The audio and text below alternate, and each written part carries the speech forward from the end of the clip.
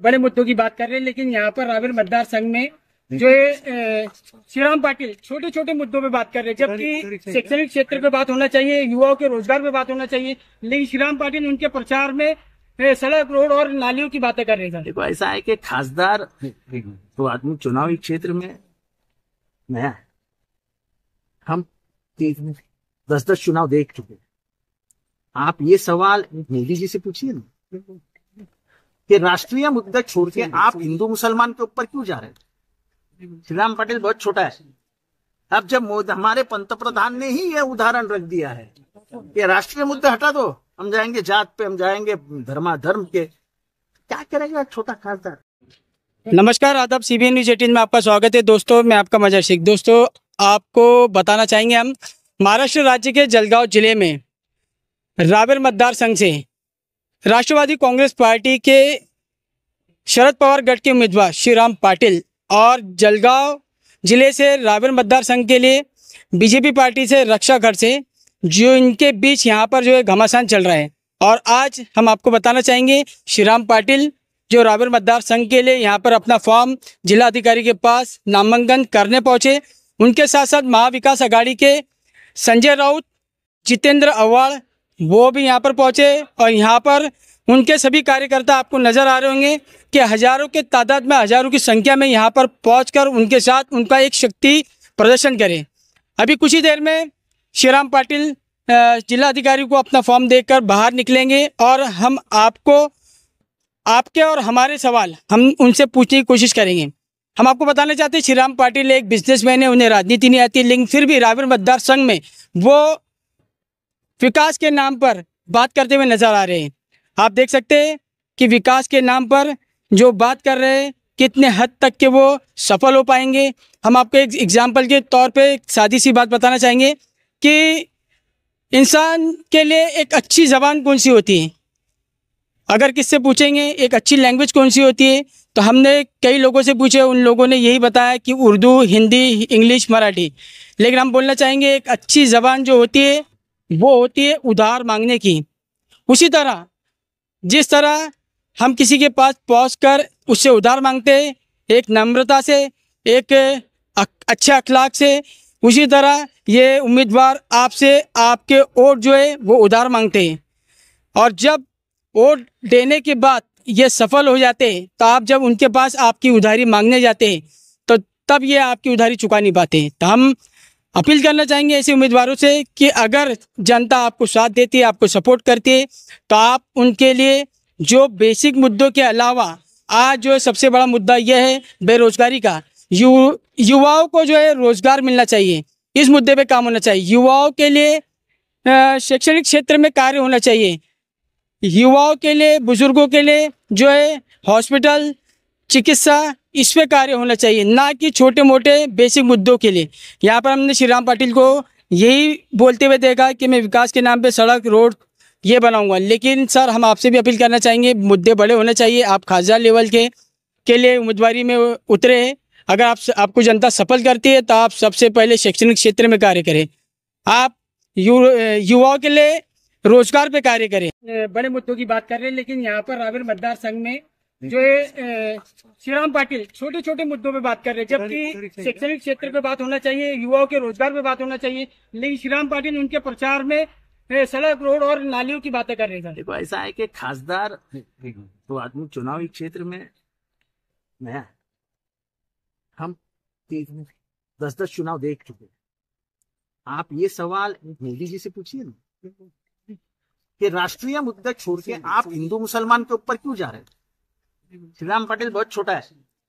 अब जब हमारे पंतप्रधान ने ही ये उदाहरण रख दिया है कि राष्ट्रीय मुद्दे हटा दो, हम जाएंगे जात पे, हम जाएंगे धर्म के, क्या करेगा छोटा खासदार। एवढ्या रणरणत्या उन्हामध्ये एवढा तुम्ही कुठे एवढ्या रणरणत्या उन्हामध्ये एवढा मोठा जनसमुदाय एकत्र येणं एक वेगळे निर्देश देत आहेत। माझं असं स्पष्ट मत आहे, 77 साली न बोलणारा भारतीय यांनी क्रांती घडवून आणली आणि इंदिरा गांधींचा पराभव झाला. अपेक्षा कोणीच केली नव्हती, पण भारतीय जनतेने निवडणूक हातात घेतली असं चित्र तयार झालं आणि पहिल्यांदा जनता पार्टीचं सरकार आलं. पण हे सरकार गंभीर नाही म्हणून 80ची परत एक लाट आली आणि इंदिरा गांधी सत्तेत आल्या.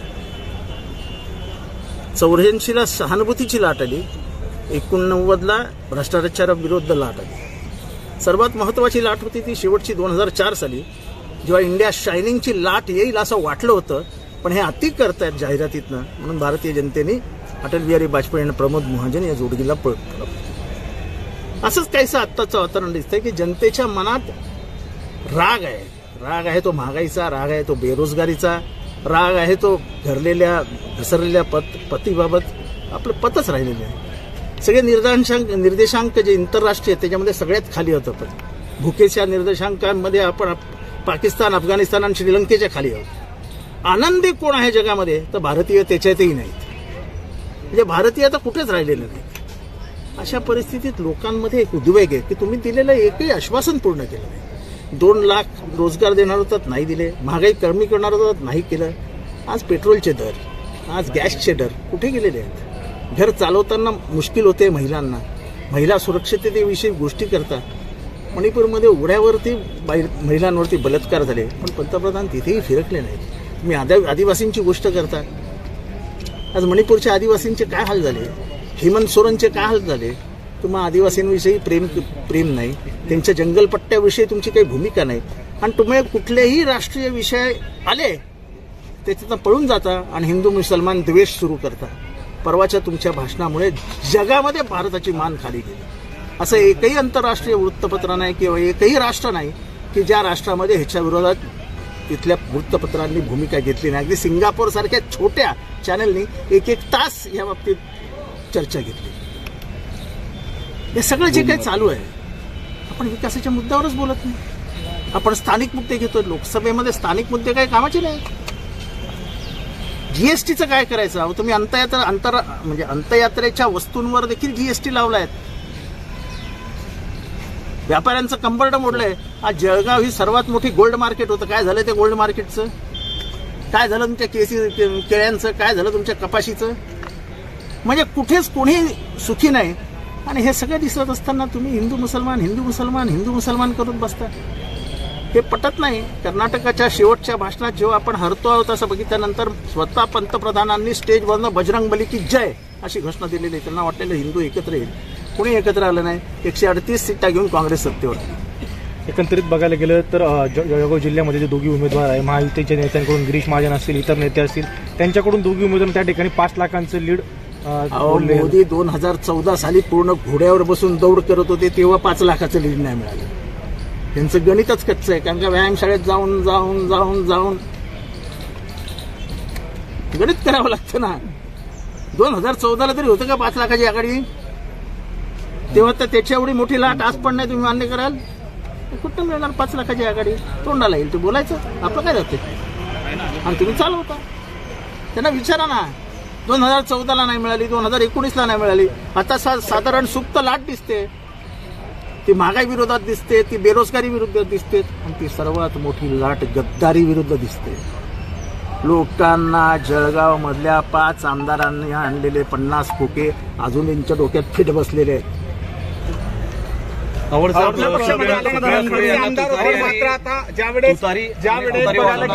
असे 2 चिन्ह दिले गेले. तुतारी दिलेली नाही त्यांनी. असं आहे की शेवटी सगळे यंत्रणाच त्यांच्या हातात आहे. काल बच्चू कडूचं बघितलं ना काय झालं. दिलेलं ग्राउंड आयत्या वेळेस काढून घेतलं. काल आमच्या इथे शरद पवारांची सभा होती. सकाळी त्यांनी तिथला दुसरा उमेदवार तटकरे यांना बाजूचं मैदान म्हणजे 10 मीटरचं अंतर नसलेलं मैदान दिलं. ते सगळं नॉर्म्सच्या विरोधात आहेत.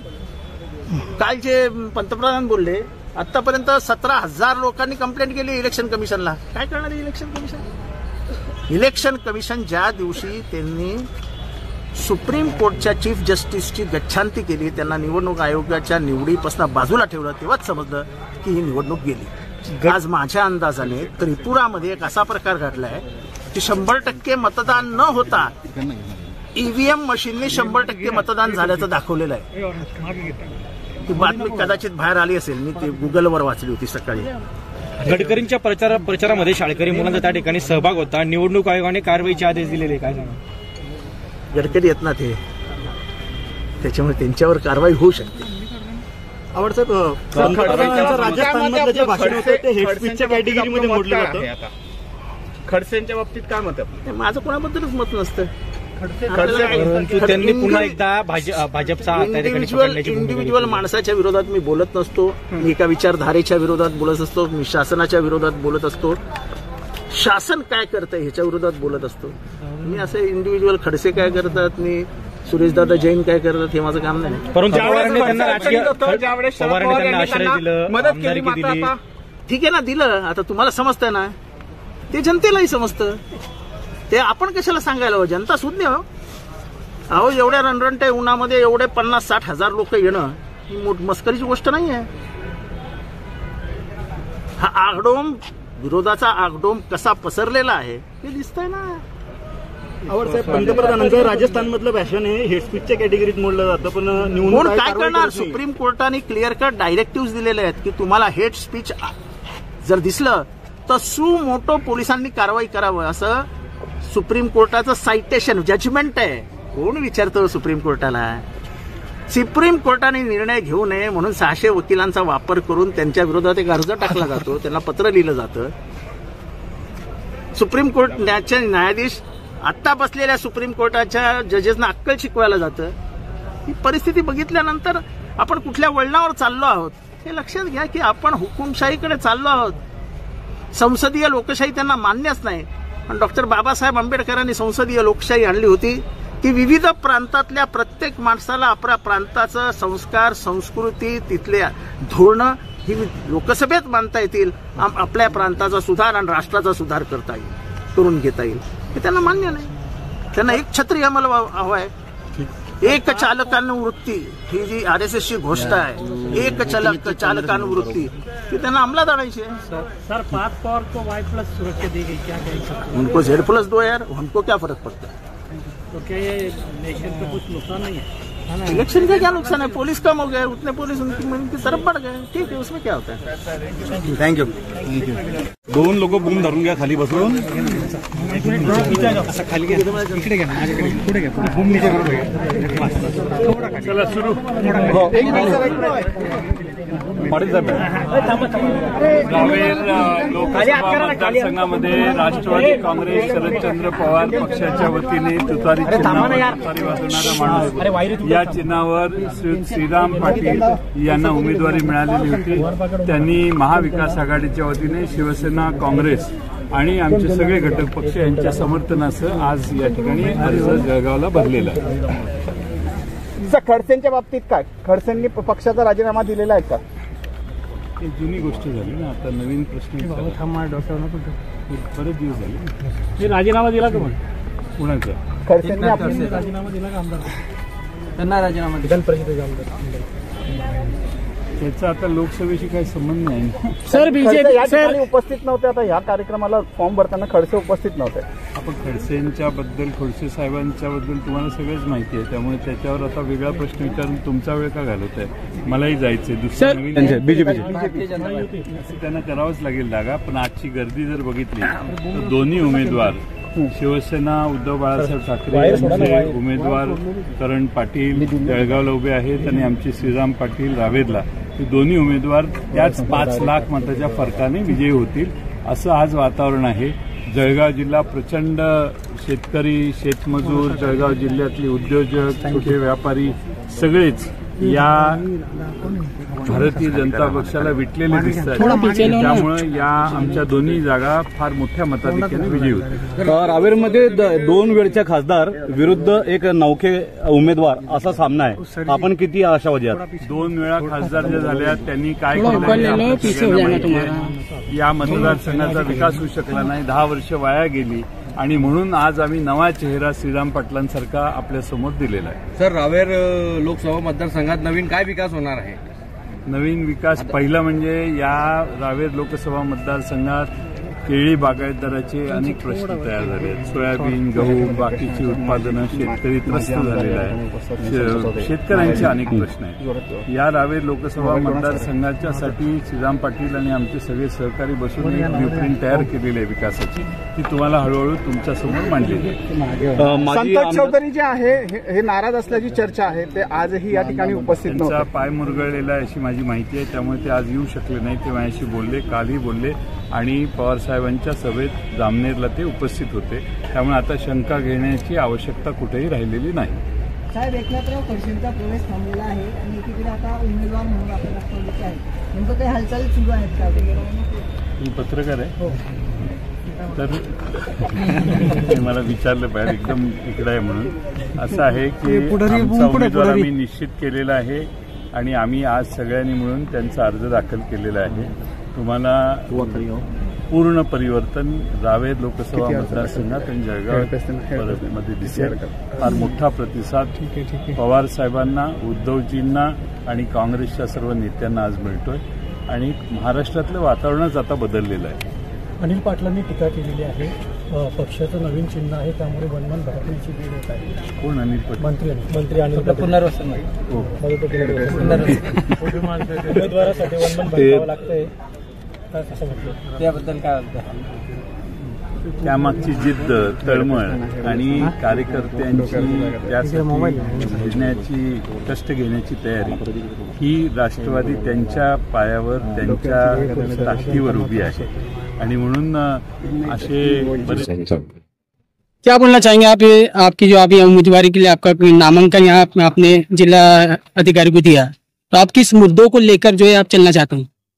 मैं बेरोजगारी के मुद्दे पे, महंगाई के मुद्दे पे, हमारे किसान भाई जो है उनके मुद्दे पे और हमारे महाराष्ट्र के राजकारण का जो सब प्रतिमा आपने देखा वो सब उनका प्रतिमा खत्म होने का काम हो गया है.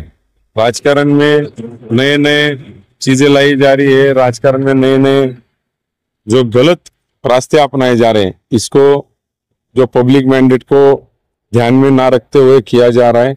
इससे पब्लिक भी अभी त्रस्त है और इसी मुद्दे पे हम इलेक्शन आगे लेके जाएंगे. लोकसभेमध्ये टीका टिप्पणीचे राजकारण चालू आहे का विकासाचं राजकारण चालू आहे?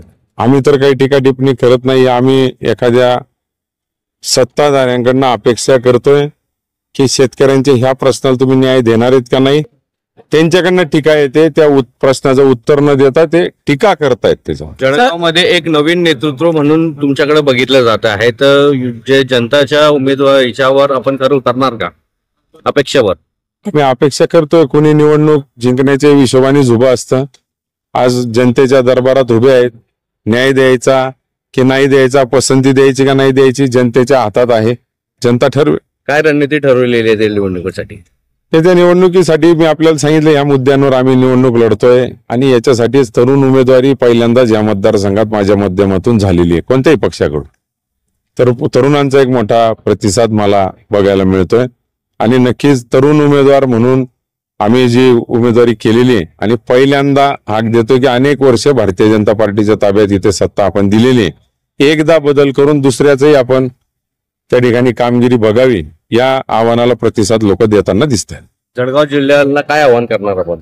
जळगाव जिल्ह्याला मी आवाहन करू इच्छितो की आता ज्या जुमलेबाजीचे सरकार आपण मागच्या काळात या ठिकाणी आणून दिले, अनेक वर्ष भारतीय जनता पार्टीचे उमेदवार आपण या ठिकाणी निवडून देत आहेत, ते कधी सत्तेत असले नसले तरी आता एकदा मोठ्या तयारीने आमच्यासारखे लोक एक तरुण उमेदवारी, एक फ्रेश चेहरा म्हणून आपल्या समोर येत आहोत. प्रचंड इच्छा आहे कामाची, प्रचंड इच्छा आहे या मतदारसंघासाठी काही करायची. तर या आव्हानाला, या प्रतिसादाला आपण आव्हान देऊ. या प्रतिसादाला आपण साऱ्यांनी प्रतिसाद देऊन एकदा बदल या मतदारसंघात आपण करून दाखवायचं. सर, आप जिस तरह बता रहे हैं कि आप इलेक्शन में सफल होने के बाद बड़े मुद्दों पे काम करेंगे, लेकिन चुनाव के पहले ऐसे ही वादे सभी उम्मीदवार कर रहे हैं. अभी आपने देखा है कि आज का माहौल, आज की सरकार, ये सरकार के खिलाफ क्या है. बीजेपी के लोग जो है, इनको लोगों का ऐसा होता है कि मोदी जी के नाम पे हमको वोट मिल जाता है, इसलिए वो बाद में लोगों के काम करने जाते नहीं है. हमको यहाँ एक एक वोट के लिए हम प्रयास कर रहे हैं और इतना ऊपर सत्ता, सबका महाराष्ट्र में सत्ता रहते हुए अगर लोग हमको चुन के देते, इसका हमको एहसास रहेगा और उसी एहसास के जरिए उनके जो हमारे ऊपर ऋण होंगे वो फेडने के लिए हम लोग 100% काम. मागे जळगाव लोकसभेमध्ये विकासाचे काम झाले नाही का? विकासाचे काम आज झाले ना अनेक, आणि अनेक पेंडिंग पण राहिले. दोस्तों संग मचाने मस्ती, बोरियत की खोल के रस्सी, खुशियों की लगाने डुबकी, आओ चलो सभी झूलेलाल, गर्मियों में सबसे सही. Jhulelal water park and resort, day night water park, slide for kids and all, food park, snacks के साथ south Indian food, indoor and outdoor game, wave pool, DJ, rain dance and many more. Jhulelal water park, opposite Jain valley, Anubhuti school के पीछे, Shirsoli road, Jalgaon. मैं अलविदा लेती हूँ. आपकी इसका दिव्य काम मिले. देखते रहिए CBN. Press the bell icon on the YouTube app and never miss another update. खबरों में सच्चाई से आपके पास, क्योंकि हम सच दिखाते हैं. हमारे CBN News 18 चैनल को सब्सक्राइब करें. जय हिंद.